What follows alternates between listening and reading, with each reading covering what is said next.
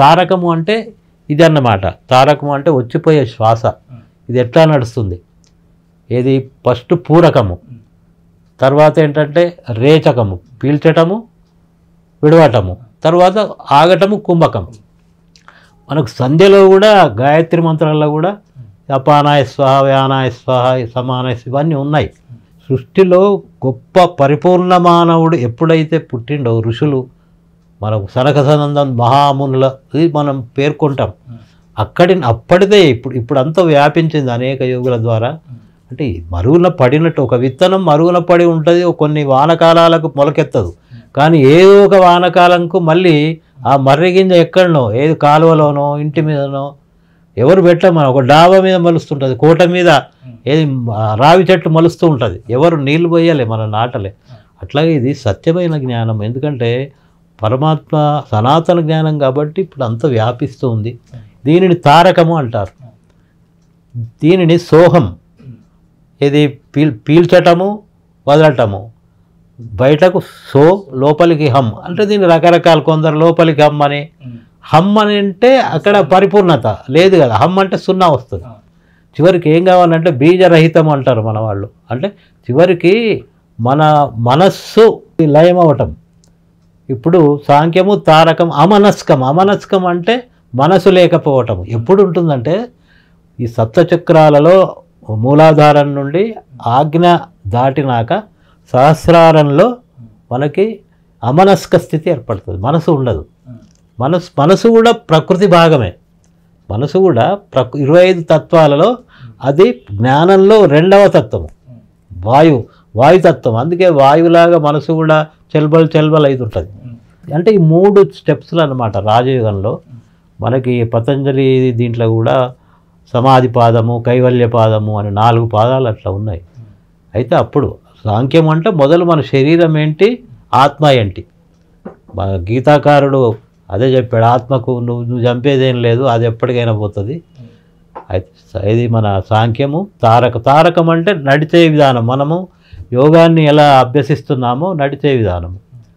తర్వాత అమనస్కము, చివరికి పరమాత్మ స్థితి, పరమాత్మలో కలవటం, అది బ్రహ్మజ్ఞాన స్థితి. ఇది దాటితే గుండె ఆగిపోతుంది. ఇప్పుడు నేను ఎక్కువసేపు ఏదైనా ఆధ్యాత్మిక చూస్తుంటే కానీ ఎక్కువసేపు నేను కూర్చున్నాను అనుకోండి, కాన్షియస్ అంతర్ముఖం అయిపోతుంది.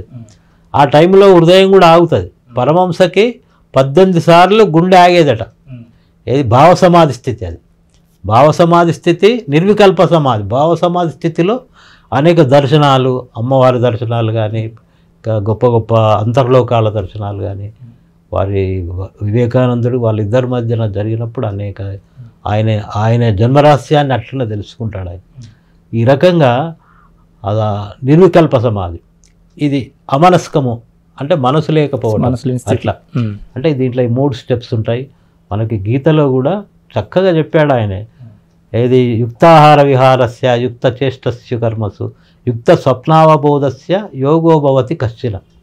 అంటే ఎక్కువ ఆహారం తీసుకోవద్దు, తక్కువ ఆహారం తీసుకోవద్దు, నిద్రపోకుండా ఉండొద్దు. మనకు నిద్ర కూడా అవసరమే, నిద్రపోవాలి. అయితే నిద్ర కూడా యుక్త స్వప్నావబోధస్య, కళలు వస్తే మనకు నిద్ర బాగా పట్టినట్టు లెక్క, కళలు రావాలి ఏమన్నా. అయితే నిద్రపోతే ఏమవుతుంది, మనం ధ్యానంకు కూర్చుంటే బ్రహ్మముహూర్తం 3:30 ప్రాంతంలో లేవాలి. మేము 3:30 ప్రాంతంలో లేచి నీళ్ళతో చల్లనీళ్ళతో స్నానం చేసి కూర్చునేవాళ్ళం. ఆ 3:30కు 3:30 లోపల మనం తిన్న ఆహారం అరిగిపోవాలి. ఆ రకంగా మనం నియమితమైన ఆహారం తీసుకుంటే ధ్యానానికి అనుకూలంగా ఉంటుంది. అంటే మళ్ళీ ఒక 2:30 గంటలు 3 గంటలు కూర్చునేంత మనకి అవకాశం ఏది ఆ బ్రహ్మముహూర్తం 3:30 నుంచి దాదాపు 6:30, మనకు 2:30 గంటలు 3:30 గంటలు. ఆ టైంలో ప్రశాంతత ఉండదు, డిస్టర్బెన్స్ ఉండదు, ఎవడు ఫోన్ చేయడు, బెల్ కొట్టాడు. పగలు ధ్యానం చేస్తే ఏమైతే అందరు వస్తారు. మనం పగలంతా అటు ఇటు తిరిగిన అలసట కూడా మనకు నిద్రలో ఆ టైంకు పోతుంది. మళ్ళీ సంప్రేక్ష నాసికాగ్రం సందిశాశ్చనవలోకయం, దిక్కులు చూడకుండా ముక్కు కొన మీద దృష్టి నిలుపమన్నాడు కృష్ణుడు. ఇప్పుడు అంతటా అదే ఉంది. ముక్కు కొనలో అంటే ముక్కు నుంచి శ్వాస వస్తూ పోతున్నది. అంటే ముక్కు కొనంటే ఇదంటారా? అదిగా ఇది భ్రూమధ్యం అంటారు. ఇది ఇది చాలామంది ఇది అనుకుంటారు, కొన కాదు ఇది, ఇది ఇది మొదలు. ఇది మనకు దీనికి మళ్ళీ ప్రత్యేక టర్మినాలజీ ఉంది, భ్రూమధ్యం అని. దీని అనడానికి వీల్లేదు. ముక్కు కొన అంటే ఇదే, ఈ ప్రాంతం ఇదంతా ఈ వచ్చిపోయే శ్వాస ఉంటుంది కదా. మళ్ళీ ముక్కు కొన ఇంకా రాను రాను ఏమైపోయిందంటే మన వాళ్ళలో డెవలప్మెంట్ వచ్చి ఆ కన్ఫ్యూజ్ కూడా పోయింది. వచ్చిపోయే శ్వాస అన్నారు, శ్వాస మీద ధ్యాస అది. కాబట్టి కృష్ణుడు ఏంటంటే మళ్ళీ కృష్ణుడు అక్కడ ఒక గొప్ప రహస్యం. ఇది కళ్ళు మూసా కళ్ళు తెరిచా అని చెప్పలే ఆయన. చూడమన్నాడంటే మనసుతోనే అర్థం. కళ్ళు ఇట్లా ఉండి ఈ కళ్ళు మూసుకొని చూడాలి. కళ్ళు తెరిస్తే మళ్ళీ అన్నీ కనిపిస్తాయి కదా. కళ్ళు మూసుకుంటే కొద్దిసేపటికి మనసు నిశ్చలంగా అవుతుంది. అయితే ఇది గీతలో కాకుండా మనకి ఉపనిషత్తుల్లో కూడా ఉన్నది. ఇప్పుడు ఆయన కూడా కృష్ణుల వారు సాందీప మహర్షి దగ్గర శిష్యుడుగా ఉన్నాడు. ఆయన నుంచి నేర్చుకున్నాడు.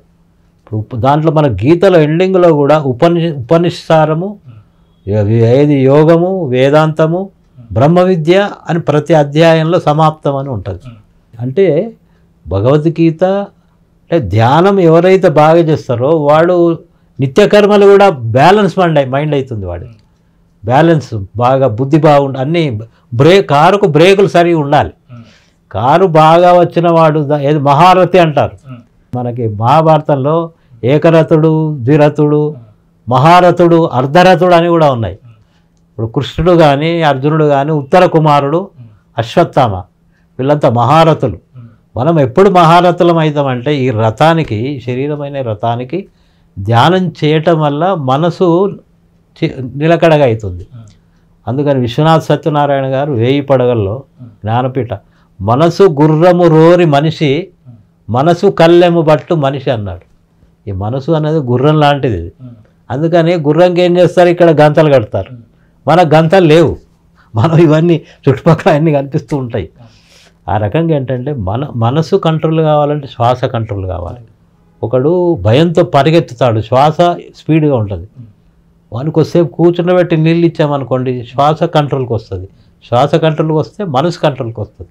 కాబట్టి శ్వాస మీద దృష్టి నిలపటం చేత ఏంటంటే మనసు తర్వాత బుద్ధి ఇవన్నీ కంట్రోల్కి వచ్చేస్తాయి. ఇంకొకటి ఏంటంటే మనసు వాయువు నుండి పుట్టింది కాబట్టి వాయువు కంట్రోల్ అయినప్పుడు మనసు నిశ్చలంగా వస్తుంది అన్నమాట. ఈ రకంగా శ్రీకృష్ణ భగవానుడు యోగి మహారాజ్, ఏ అవతారం రాముడిని యోగి మహారాజ్ అన్నారు, కానీ కృష్ణుడిని యోగి మహారాజ్ అని కూడా అంటారు, యోగి అంటారు. కొన్ని అధ్యాయాలలో మళ్ళీ గురువు గారి దగ్గరకు వెళ్ళాలన్నారు. తద్విద్ది ప్రణిపాతేన పరిప్రశ్నేన సేవయ అంటే గురువుగారి దగ్గరికి వెళ్ళి మళ్ళీ ప్రశ్నలు వేసి ఆ డౌట్లన్నీ అడిగి నేర్చుకోవాలి. ఆ రకంగా శ్రీకృష్ణుడు మనకు ఆ మార్గదర్శనం చేశాడు దాంట్లో. ఆ రకంగా